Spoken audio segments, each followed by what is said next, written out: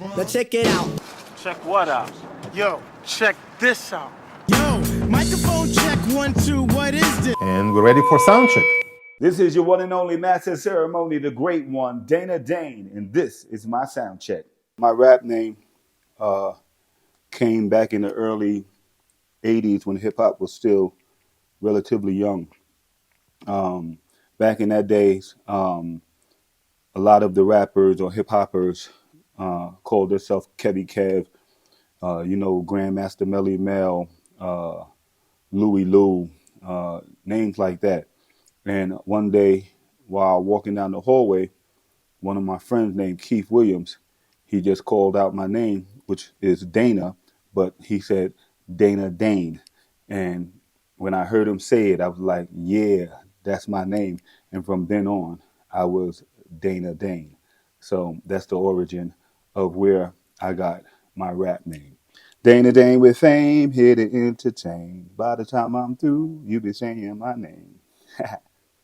The thing I would say is most special about the art form of rap is actually the hip hop culture, uh, the graffiti, the b-boy, the DJ, the rapper, the knowledge, and all the other components that make up the culture, from beatbox to the producer to fashion.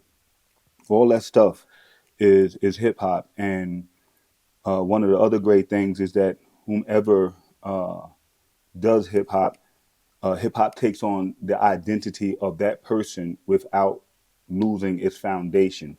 Um, like hip hop has traveled across the world. So there's b-boys in Japan, there's rappers in Sudan, there's rappers and DJs, that across the world now that have been influenced by hip hop. And hip hop has, the ability to fuse with everything and anything and still stay true to it being the hip hop culture, whether it be jazz, music, fashion, language is everything, hip hop is everything. I have a lot of musical inspirations when it comes to hip hop. It starts off in the early days of hip hop with Grandmaster Flash and the Furious Five, the Treacherous Three, um, also the Fantastic Five MCs, the Funky Four plus one more, Spoonie G, Chief Rocker, Busy Bee. It's so many. But the one group that really inspired me in hip hop that I said, hey, I want to be like those guys is Houdini. Uh, they made songs like One Love and 5 Minutes of Funk and The Freaks Come Out at Night. And another one of my inspirations is my high school friend and still my friend, Slick Rick, the ruler. He was instrumental and very inspirational in my early days for me to develop my rap style. And fashion, though, was always a part of who I was. Um, when it came to fashion, I got my fashion from my mom's and from watching the black exploitation movies with Jim Kelly and Fred Williamson and that's Three the Hard Way and all those type of old school movies from the 70s. That's where my dress style and then hip hop also inspired that because the b-boys, they had a way of taking ordinary clothes and making them street but still making them look cool. And that's where I developed my style, which I consider GQB boy, so high fashion with a ghetto sensibility.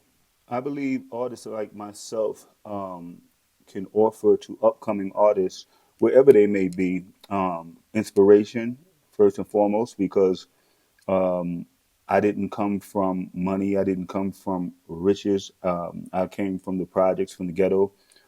We were poor. We lived on welfare. But my mom was able to get a job, and it still, was just enough to make ends meet. So, if I can do it, I believe uh, almost anybody can do it if they put their heart, their mind, and their abilities to their dream. And that's another thing, dreaming. Established artists like myself can tell the youth and even an aspiring artist that your dreams can come true. I had a dream to become a rapper, a hip hop star, and I made it happen because I dreamed big and I went after my dream and chased my goals. I can also, provide knowledge, of the music business, insight onto things that could happen, have happened, and may happen in the future. Knowledge is power in this music business, in this entertainment business, and just being someone that can provide some of that insight from a historic view as well as a present view is very valuable.